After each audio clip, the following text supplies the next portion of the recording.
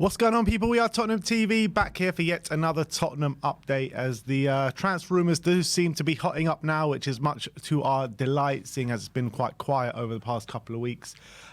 First up, we've got Alistair Gold telling us the list of strikers that Spurs are looking at, and he says Ivan Toney, Dominic Solanke, Santiago Jimenez, Joshua Zirkzee, Luis Openda and Victor Gyökeres are among the longer list of strikers who've been scouted and their data crunched to see whether they fit Postecoglou's system since Johan Lange, his arrival to the club.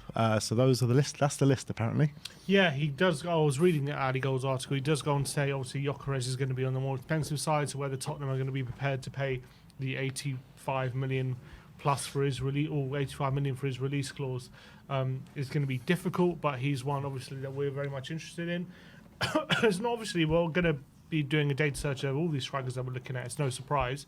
But in terms of pricing, I'm hoping we don't take pricing into account, but knowing Tottenham, we always do, and we always look for value in the market. I think probably on that list, Ivan Toney would probably be the cheapest one. Maybe Zirkzee, actually, because he's a 40 million release clause, doesn't he? So, but he's obviously being linked to Man United at the moment. Apparently, they're thinking about breaking his release clause. So that leaves Ivan Toney as the cheaper one. Maybe Jimenez. But if we're going big, then Gyökeres will be the choice. But I think it's a good list of strikers.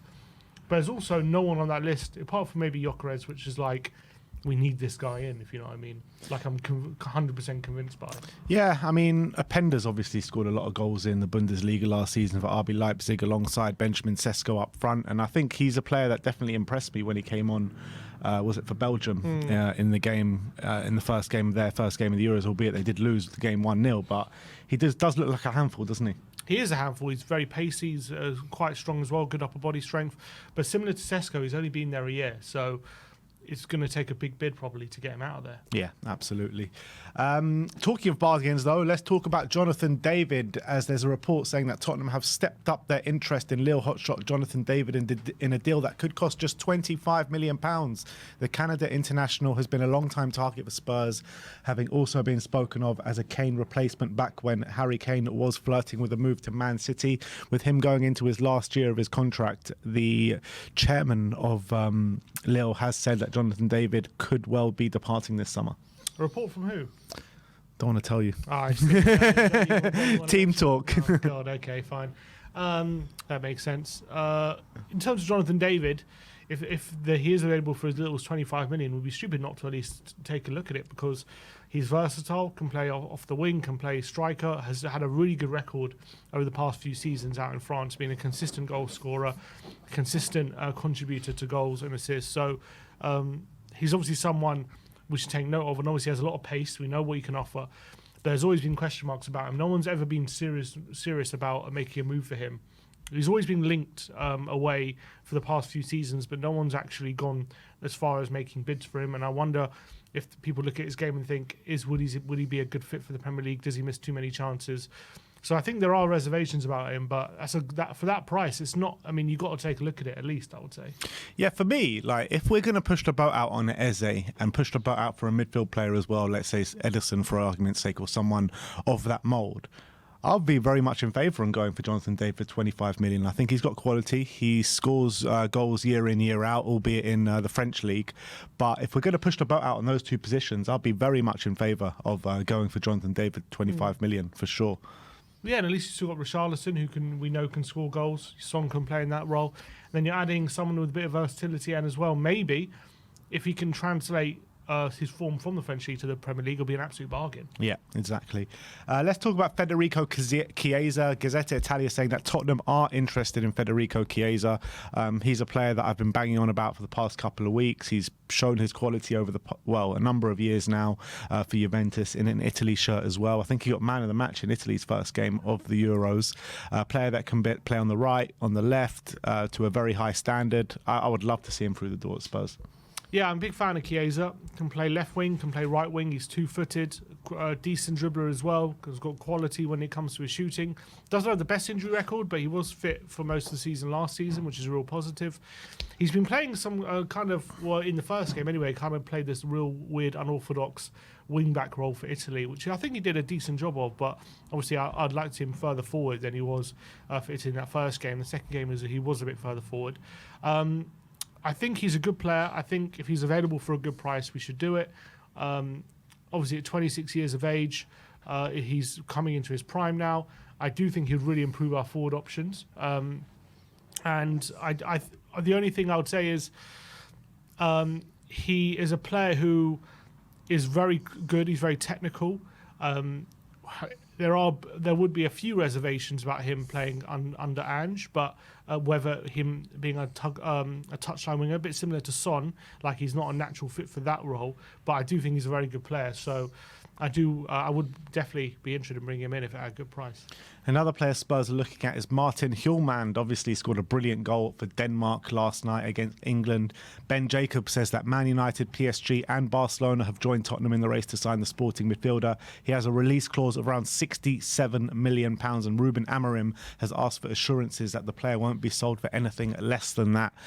He's obviously a player of big quality. When we're looking for a monster player in the number 6 or in the midfield, he could definitely fit the bill. Potentially. I mean, I've looked at his data. It's not the strongest when it comes to how he profiles as a number 6. Obviously, he scored a brilliant goal for Denmark against England yesterday, and a 35-yarder showing how much ability he's got on the ball, especially. I do think he's a player who's got good quality on the ball, but off the ball, I'm not saying there are question marks about his ability. He's got ability, but when it comes to translating that into Premier League, is he a player who could play that lone 6 role? I'm not convinced because in Sporting he plays in a 3-4-3 system. He plays in kind of box to box. He's got that protection in back 3. Even for Denmark, he plays in a 3-4-3 as well. He's paired with Højbjerg, where they both kind of take turns going forward. Now translating that to playing in a 6 in a base midfield, where he's going to have have a lot of ground to cover.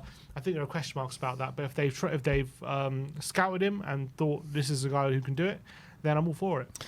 I guess the one thing that he does have going against him is that he's got an Arsenal tattoo and a big Arsenal fan, so definitely a big blot against his name. So if we're going to go for other targets, then if we're looking at other midfielders, and check their tattoos first of all. And when you're looking at such a big outlay, 67 million, you can probably get someone just as good, if not better, without an Arsenal tattoo. Yeah, true. Let's talk about Nico Williams. Alistair Gold says that Tottenham are one of the number of top European clubs interested in Nico Williams. However, he has not indicated any desire to leave Bilbao, nor are the Basque club worried about losing him at the moment, which is strange because he's got a release clause, a fairly modest release clause for the quality of the player. Showed his quality last night for Spain against Italy. I felt like he was pretty good in the first game as well, where Spain beat Croatia. So you're talking about a player with bundles and bundles and bundles of talent. I think when you're looking at the profile of the winger, he's the exact profile that we should be looking for to take us on to the next level. It's just a question of, would he be willing to come here? Will we pay him the wages that he wants, because he's on hefty wages at Bilbao? But in terms of the player alone, I'd love to see him at the club. Yeah, I love Nico Williams. I think he's brilliant. Unfortunately, I feel like we might have missed the boat already because he's having a wonderful Euros. He's going to be in the public eye, or he's going to be tracked by a lot of big clubs even more now because of his performances at the Euros. There's rumours that he's holding out for a move to Barcelona off the back of some brilliant form for Atletico Bilbao. He's still so young, still 21, and I feel like if Tottenham really wanted him, maybe we should have pushed about out a year ago when he was maybe a player who wasn't tracked by so many big clubs. But now, after a brilliant year, a brilliant Euros he's on the way to having, I feel like Tottenham is not a club he's going to be going for right now. So I don't know if that's going to be possible for us anymore. Yeah, I kind of feel like it's written for him to go to Barcelona. Translate the Spanish wingers for club as well, with Yamal on the right and Nico Williams on the left, and obviously they're very good friends as well. So I kind of feel like he will end up at Barcelona at some stage, especially with such a small release clause of the quality of the player. It's right up Barcelona's street. Let's talk about Ricardo Calafiori once again. Tutto Juve says it is believed that Tottenham are prepared to pay Bologna's 38 million asking price for Calafiori. However, they still have some convincing to do on the player's side, as it is believed that Calafiori does favour a move to Juventus at this point in time. Yeah, and Ali Gold was talking about him in his article as well. He said that Calafiori is a player that Tottenham really like, but with his price tag rising during to some good performances at the Euros, and obviously a lot of people talking about him, and also not a massive priority, he doesn't think Tottenham are going to kind of go for it, or it's unlikely that Tottenham will actually get him over the line, which is a shame because if that is the case, he'll be a massive asset to our squad. Can play left centre back, can play left back, and he's having a great Euros. And as well, he's the kind of player that we want at Tottenham: brave on the ball, not scared to take people on, not scared to play when he's being pressed, and when the going gets tough, he really steps up. He's one of those players. So I would love him at Tottenham. But whether I feel like with every performance at the Euros, I know he did score an own goal yesterday, so maybe it takes a few million off his price. I doubt it, but I think the longer the Euros goes on, the longer Italy go in it, I think he's going from strength to strength. So for that being the case, it's going to be even harder to get him. But I think he's well worth 35 million if that's the price tag, and we should be jumping at the chance to sign him. It'll be interesting to see where he does end up, because Bologna if you believe what Fabrizio Romano was saying, they just don't want to deal with Juventus. It might make it really difficult for Juventus to prize him away. So maybe we could kind of steal a march on some of the English clubs that are going for him. But if he's really dead set on going to Juve might not be able to to get him over the line this summer because of that kind of relationship. And to be fair, you've got City, you've got Gvardiol there in that kind of role. Arsenal's defence is pretty settled. So I think we would be in the running of Juventus out. But if I'm Liverpool, yeah. I'm saying if I'm Liverpool, I'm jumping at the chance in both feet, because Van Dijk's not getting any younger. Robertson as well is alongside of 30, so he can fill both those roles. He's an upgrade, and I think Arneson would love him. So if we're in battle with Liverpool, that would be difficult, but I can really see Liverpool going for it if he's not going to Juve. Yeah, absolutely spot on. Youssouf Fofana we're going to talk about next. A publication called Corriere Torino say that Tottenham have been linked with a move for Monaco's one-to-way midfielder Youssouf Fofana as they seek to strengthen their midfield options ahead of the new season. There is a high demand to land Fofana this summer, with a plethora of clubs interested in landing the Frenchman's services, as the London duo of Spurs and West Ham have joined the race for the 25-year-old. He could be one of the bargains of the summer, as the midfield powerhouse is available for 20 to 30 million euros as he enters his final year of his contract. And it has been said that he most definitely is leaving the club this summer. Yeah, and I think Tottenham should definitely be interested on him. Again, is he the six we're looking for? I think he might well be. I think he's good technical player. I think he's done brilliantly for Monaco as well. Again, I feel like he's at his best when he's at a box-to-box kind of role rather than the number 6, but he's done brilliantly in defensive midfield for Monaco. But again, they kind of play sometimes a 3 at the back system. So in a double pivot, translating that to a deeper role similar to Hjulmand, there's got to be some scouting to be done to see if he can translate that into a deeper lying role, which he's going to have to at Tottenham. So that's the question mark. But at that price, can he be converted into that? I think that might be worth the risk. Really good, reasonable price for a player of his quality as well. And he is at France. He is at the Euros with France as well. Let's talk about Pierre-Emile Højbjerg. Another club has been named as having interest in Pierre-Emile Højbjerg, and that is AC Milan, according to Corriere dello Sport. Top clubs in Italy after him: Napoli, Napoli, AC Milan now. We heard rumours of Juventus at one stage as well. Clubs kind of lining up for Pierre at the moment. And it doesn't surprise me. He's a good player. We saw for Denmark against England, he got man of the match. I thought he absolutely bossed the midfield.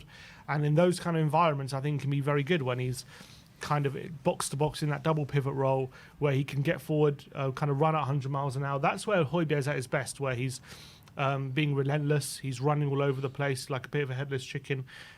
When he's being very intense. When things are slowed down a bit and things are and we're dominating possession and he has to use a bit of technical ability, that's where I think he seems to struggle. But when there's a bit of hustle and bustle, I think it works out. And maybe if Milan are planning him to play in that role, in a box-to-box role, it can really work out. I think he should be going to a top club in Italy.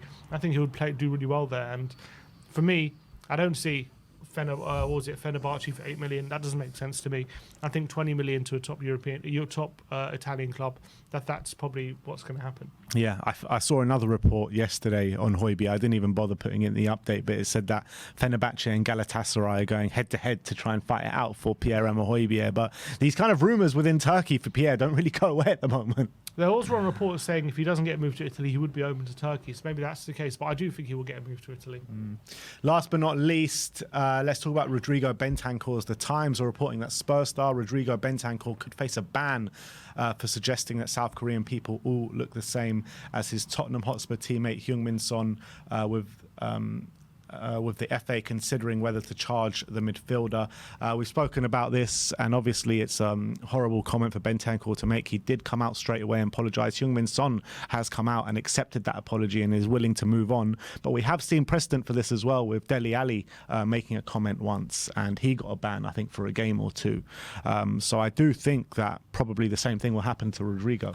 Yeah, there was a one-game ban for Dele because he made a derogatory comment about a Asian man during the coronavirus pandemic, and that was during the COVID when there was lockdown. He did a stupid TikTok again, a stupid attempt at humour, which was really dumb, and he was banned for one game. So the FA might well take the same stance for Bentancur.